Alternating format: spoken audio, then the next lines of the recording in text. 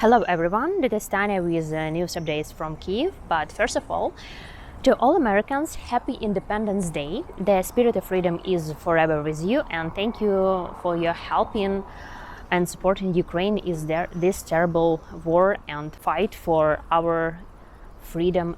We are today even dressed up our baby founders of Kyiv in Poštova Square.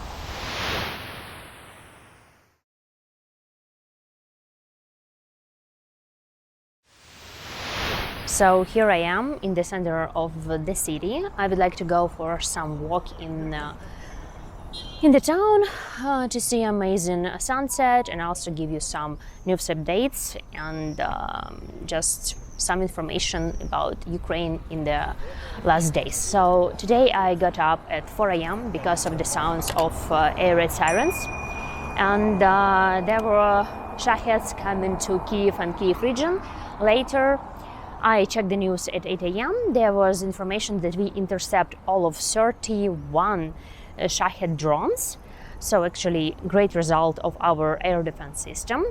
So Russia continue to target energy grid of Ukraine everywhere. So I also struggling with electricity. I'm trying to manage everything whenever I have this opportunity in my home. Like today I have 3 hours just now to wash my hair, preparing for this video, to charge everything, whatever I have, to cook dinner and so on, so on. So that is like life of every Ukrainian in Ukraine right now. Also recently we destroyed Russian military warehouse in Crimea, downed 90 drones, and we do this just to protect our country from the attack. And Russia continue doing war crimes and killing civilians and children every day, like on a daily basis. For example, yesterday people were in the way to their job and Russia targeted Dnipro and unfortunately wounded and dead, and also target Kharkiv. Again, it's like happened too often to this town, and I feel so sorry for Kharkiv. Also on Monday, Viktor Orban came to Kyiv to meet with Zelenskyy, and I would like to mention in this video why it's actually good for us, despite the fact that he is offering Zelenskyy ceasefire and he refused. So also Zelenskyy gave an interview to Philadelphia Inquirer right after the debates Trump and Biden. So I would like also look deeper in this interview and mention some facts. So this will be my video today about that.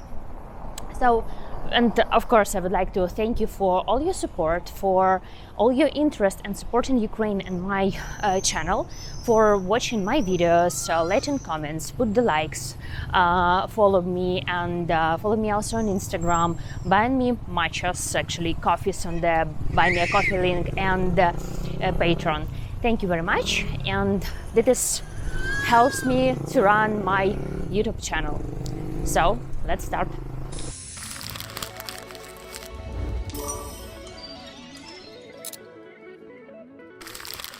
In the beginning of the video, I mentioned that we intercept all of 31 drones, but it's not correct information. It was 21 drones, so we intercept all of the Shaheeds that came into Kyiv and Kyiv area. It was some explosion, but thankfully there is no damages and no dead, not injured. So today was like kind of okay for Kyiv city. We have a very good air defense in the capital. It's like we all understand why, but my goal is to say that other towns in Ukraine needs good air defense system. For example, Dnipro, it's a huge city and actually not near the front lines and so on. People were yesterday in their way to job. Russia hit civilian infrastructure, and there is for that 51 injured, and among them 4 are in critical condition. So we really need a good air defense system and stop this war crime in Ukraine.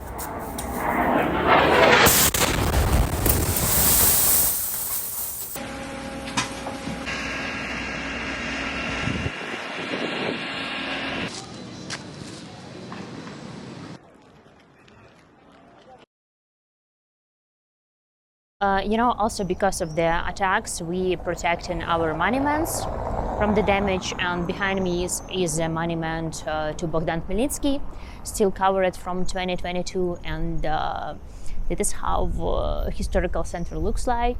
And behind me is St. Sophia Cathedral, and I will not dive deep in the history, but it's in UNESCO heritage list. It stayed there since 11th century, and it's written inside that the Sophia stays as long as Kyiv stays.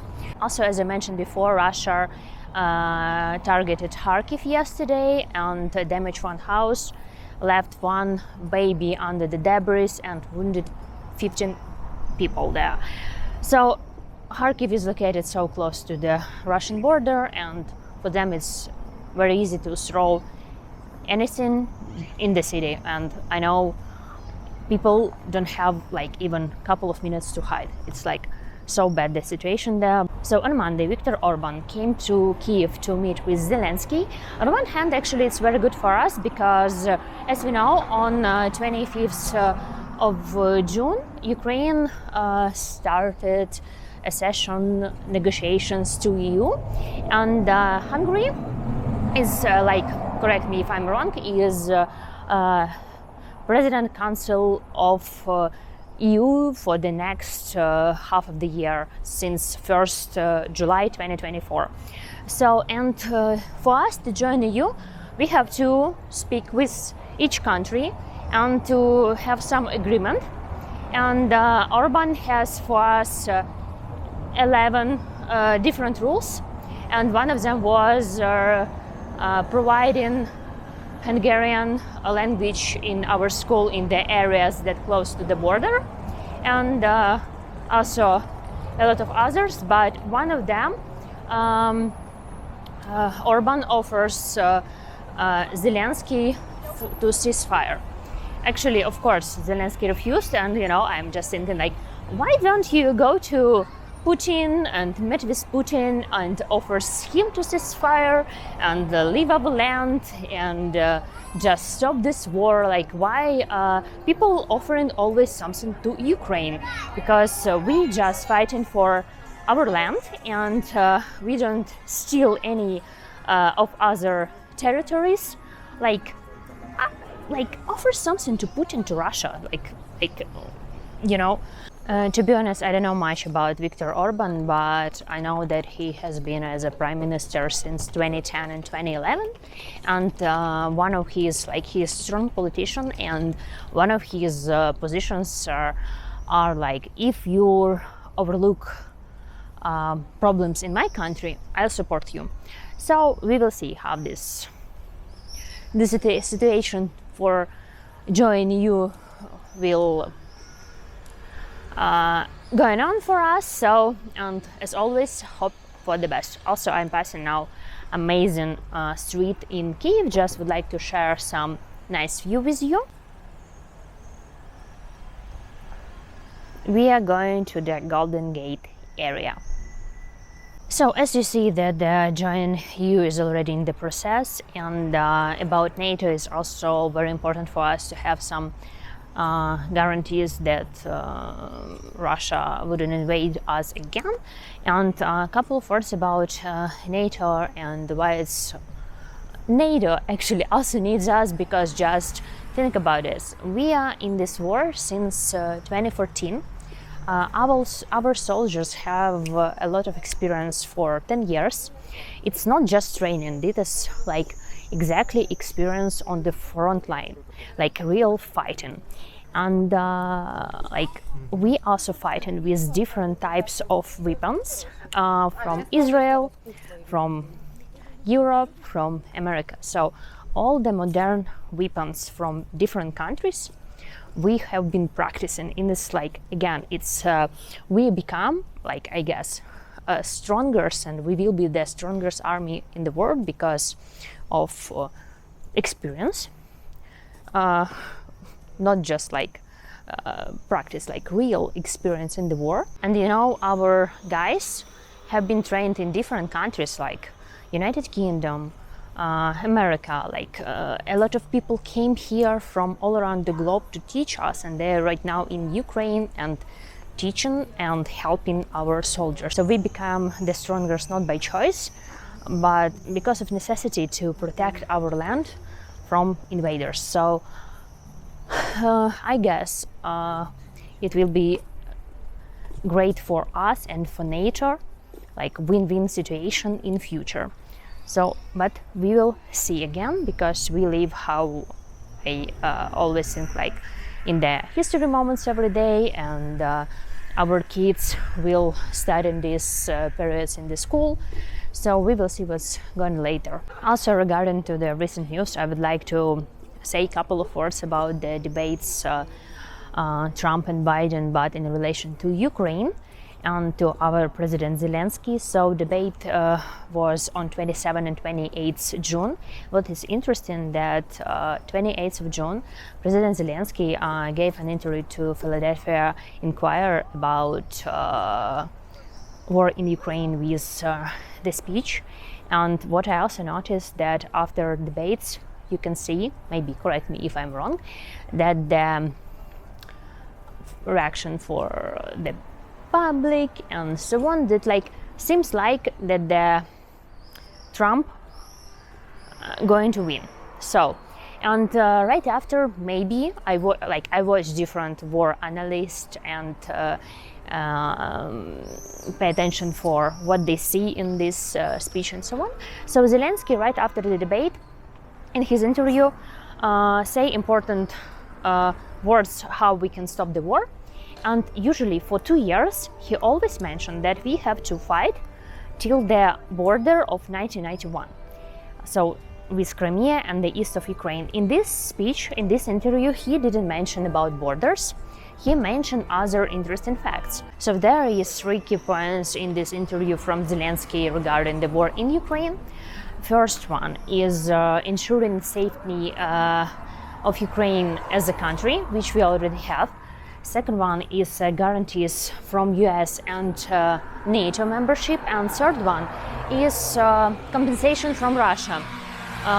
Europe has $300 billion Russian assets and agrees to pay to Ukraine some percentage, but till now we received nothing, and Zelensky want to have all this money. So what I want to say about this, and all war analysts mentioned that in other interviews he usually mentioned that we have to go to the border of 1991. In this interview he didn't mention this. So a lot of analysts start to thinking about, so he saw that probably Trump is going to win, and the same day he gave an interview and didn't mention the border.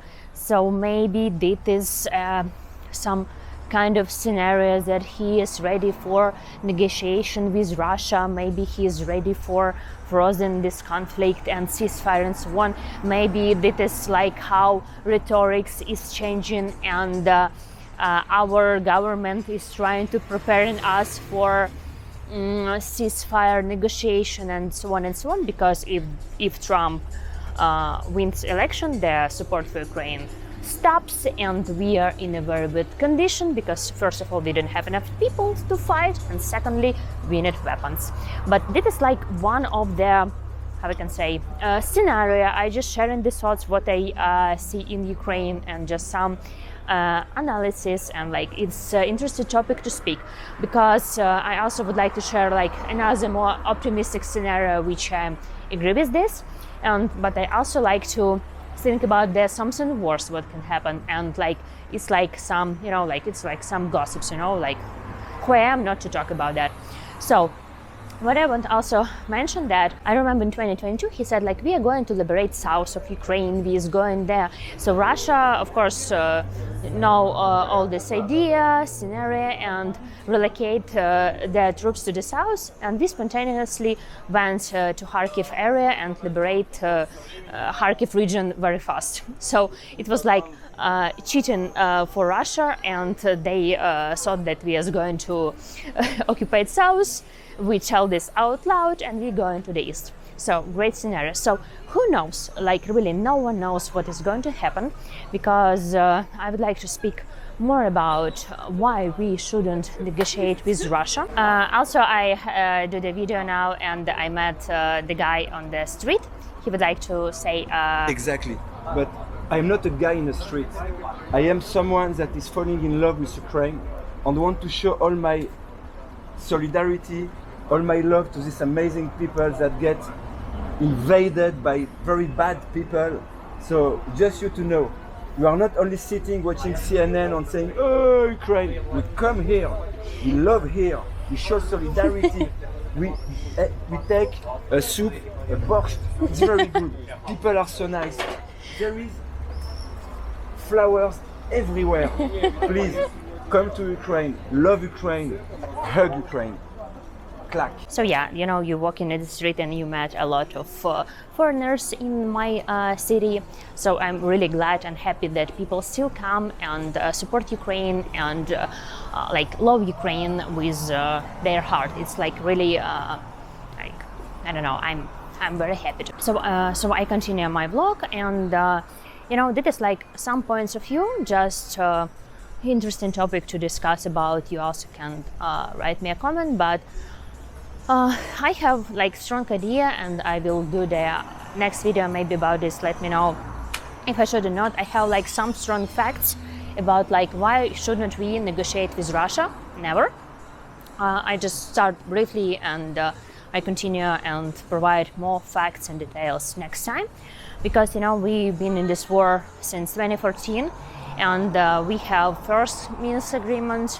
When Russia occupied Crimea, for example, just occupied without any fight, then occupied east of Ukraine, and we have first Minsk agreement, and Russia didn't follow the rules.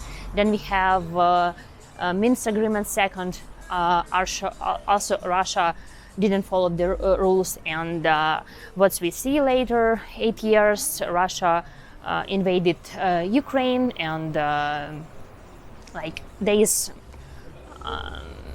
like how you can negotiate with terrorists and the people who just will use the ceasefire and any time to relocate and provide more like weapons and invade us again. So my very optimistic scenario, and I also think about this, of course we all tired of this war, we all want this war will be end very soon, and we, as you see, we target a lot of military base in Crimea, and we also have our underwater drones that targeting Russia warships. So you see, it's like situation becoming better, and we also target a couple of times Kerch Bridge. It's like one of the important channels to provide from Russia to Crimea weapons and ammunitions. So my idea is like, if we liberate Crimea, actually we tried to do this last year, and unfortunately it was the occupation in the south not successful. It's also a new topic with Zelenskyy and Zelensky and so on. So if we liberate Crimea and cut it from Russia, for us will be easier to liberate east of Ukraine. And also if all the world help us and give us weapons, it's really possible. And who knows, maybe international legion, international army will join and help Ukraine, because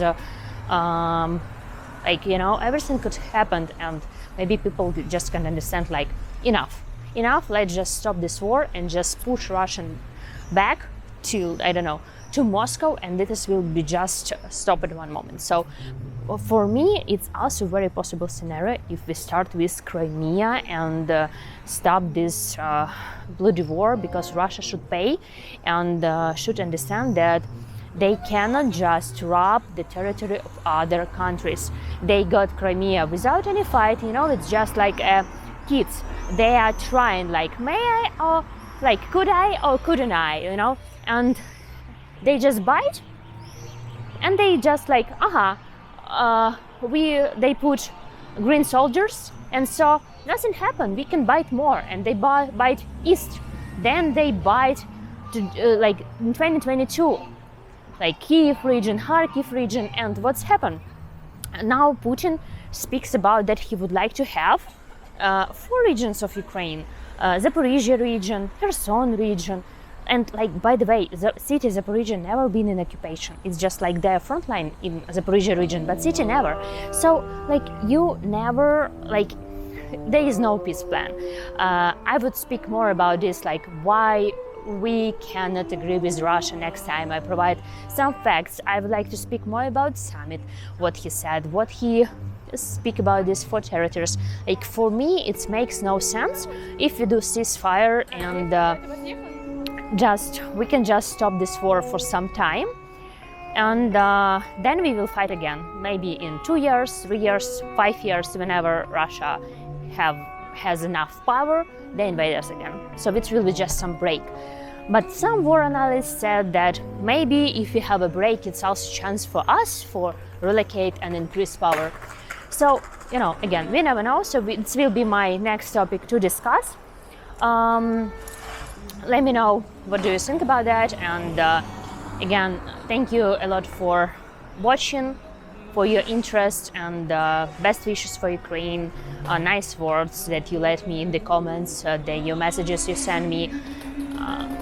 It's like, I don't know, this give me a lot of joy, and I really happy to have my YouTube channel just walk in Kyiv without Russians and speak about my country, listen amazing music, and sharing this with you. And I hope that soon we will be in the war, and a lot of tourists come here, see how Ukrainian is pretty and great country. And so that's it for today. Thank you so much, and see you next time. Just a little bit music, and bye.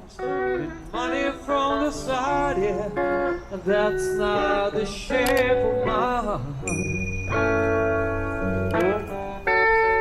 He will play the jack of diamonds. He will lay the queen of spades.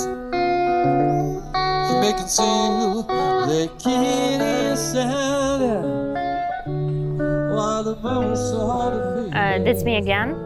It's one more monument to Yaroslav device, also protecting the reality of historical center of Kyiv.